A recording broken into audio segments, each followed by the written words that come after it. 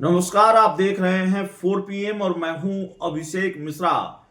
देखिए, बिहार की राजनीति में कोहराम मचा हुआ है। बिहार की राजनीति में भूचाल है। एक रणनीतिकार को लेकर संजय यादव, जो तेजस्वी यादव के खास माने जाते हैं, आरजेडी के राज्यसभा सांसद हैं, पहले ऑफ द रिकॉर्ड अपनी पार्टी के कई नेताओं के निशाने पर रहे हैं। ऑन द रिकॉर्ड तेज प्रताप यादव कई बार उनको इशारों में जयचंद कह चुके हैं। उनके निशाने पर तेज प्रताप यादव के निशाने पर संजय यादव रहे हैं। और अब तेजस्वी यादव की बहन रोहिणी आचार्य ने यहां तक आरोप लगा दिया कि संजय यादव से सवाल पूछा जाए तो चप्पल उठाया जाता है, गाली दी जाती है, बदनाम किया जाएगा, घर से निकाल दिया जाएगा। और इन सब के बीच एक और नए किरदार की एंट्री, रमीज नेमत, वो भी तेजस्वी यादव के खास हैं।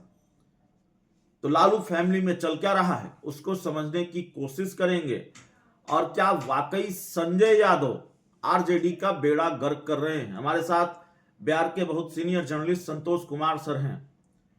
क्या चल रहा है सर लालू परिवार में? अब तो लालू प्रसाद यादव की जिस बिटिया ने किडनी दी, रोहिणी आचार्य, वो कल घर छोड़कर चली गई, वापस शायद सिंगापुर लौट गई और पटना एयरपोर्ट पर वो कहते हुए गई कि मेरा कोई परिवार नहीं है। और अब सवाल अगर चाणक्य से न पूछा जाए तो किससे पूछा जाए? संजय यादव से सवाल पूछिए, रमीत से पूछिए, तेजस्वी से पूछिए। चप्पल उठाने की बात होती है, चप्पल उठाकर मारने की बात होती है, गाली दिया जाएगा, बदनाम किया जाएगा। देखिए, आज मामला आ रहा है संजय यादव का। यह बात तो मैंने 1 साल पहले ही कही थी, लगभग 1 साल हो गए, कि संजय यादव लालू तेजस्वी यादव को बर्बाद कर देंगे। जिस प्रकार से लालू प्रसाद को उनको सालों ने बर्बाद किया था, साला के चलते बदनाम हुए थे लालू प्रसाद। उस समय भी लालू प्रसाद के पास लोग शिकायत करते थे तो वो नहीं सुनते थे, सोचते थे कि मेरा साला ही सब कुछ है।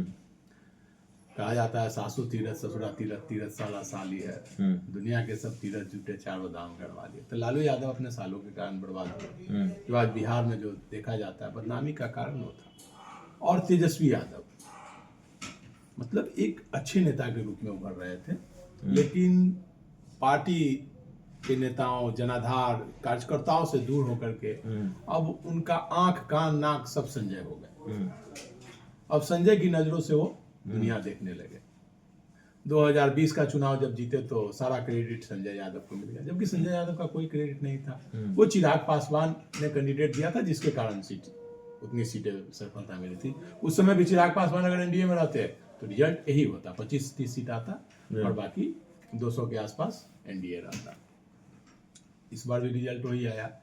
और संजय यादव के कारण पहले तो तेज प्रताप यादव बाहर हुए, आज रोहिणी आचार्य जिसने अपने पिताजी को किडनी दी वो भी बाहर चली गई घर छोड़ करके। उन्होंने खुलेआम कह दिया कि भाई मेरा कोई परिवार नहीं है, मैं पार्टी राजनीति छोड़ रही हूँ, घर परिवार सबको त्याग करके जा रही हूँ। तो ये बड़ी बात है।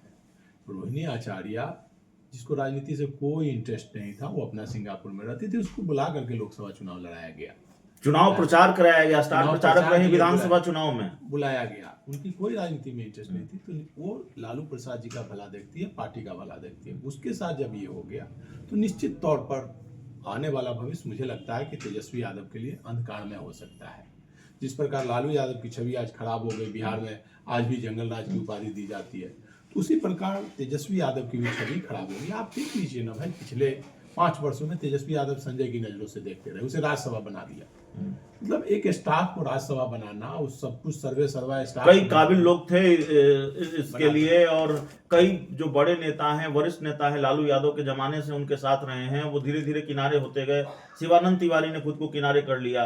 सब लोग, कोई नहीं आज पार्टी का आप जान। और इस बीच एक महत्वपूर्ण बयान बिहार चुनाव के नतीजों के बाद अब्दुल बारी सिद्दीकी का कि बिहारी नेताओं को बैठकर विमर्श करना चाहिए। निश्चित तौर पर बिहार के नेता रहते हैं, बिहार के विधायक हैं। आप हरियाणा से लाकर किसी को राज्यसभा भेज दीजिएगा, उसको बिहार के लोगों के सर पर बिठा दीजिएगा तो लोग बर्दाश्त नहीं करेंगे। आप जान लीजिए, ये बिहार है, बिहार बाहरी लोगों को बर्दाश्त नहीं कर सकता है। लालू यादव को नेता मान रहा है, लालू यादव के बेटे तेजस्वी यादव को नेता मान लेगा।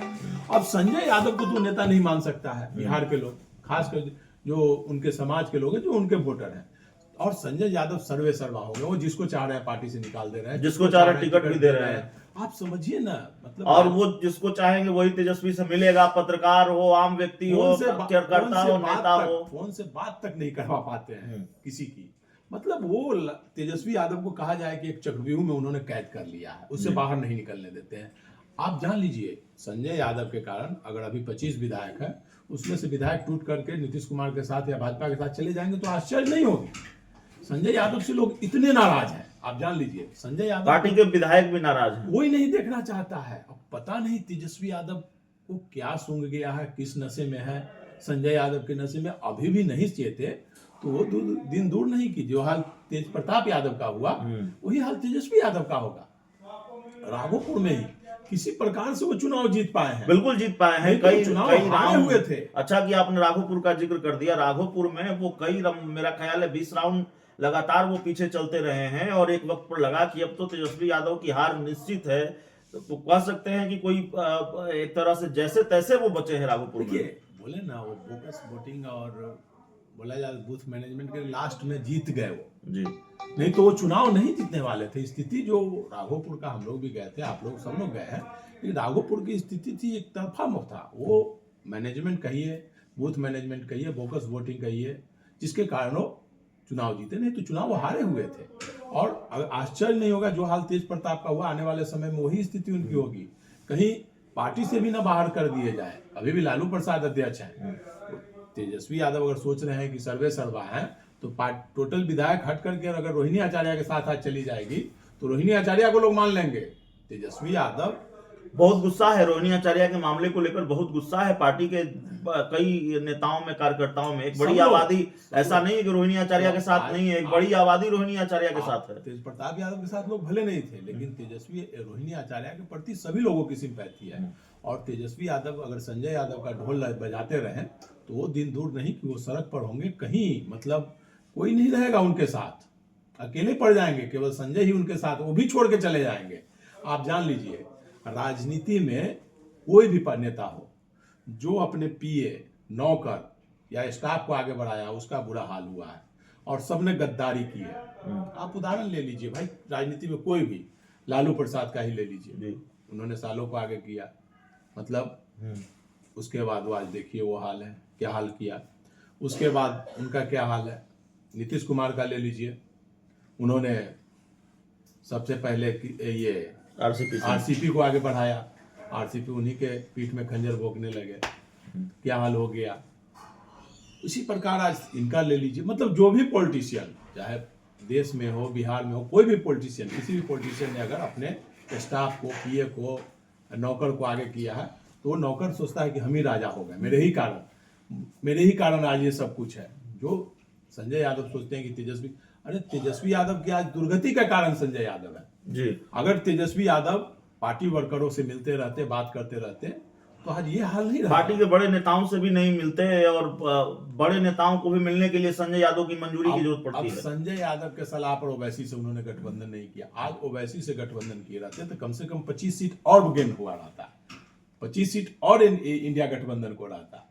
तो संजय यादव के सलाह पर ओवैसी से उन्होंने गठबंधन नहीं किया, जो कि बच्चा एक मामूली कार्यकर्ता भी जान रहा था कि ओवैसी जी का वहां पर है, ओवैसी जी को 5 सीट पर है, अगर उससे गठबंधन करेंगे तो 20-25 सीट का फायदा होगा।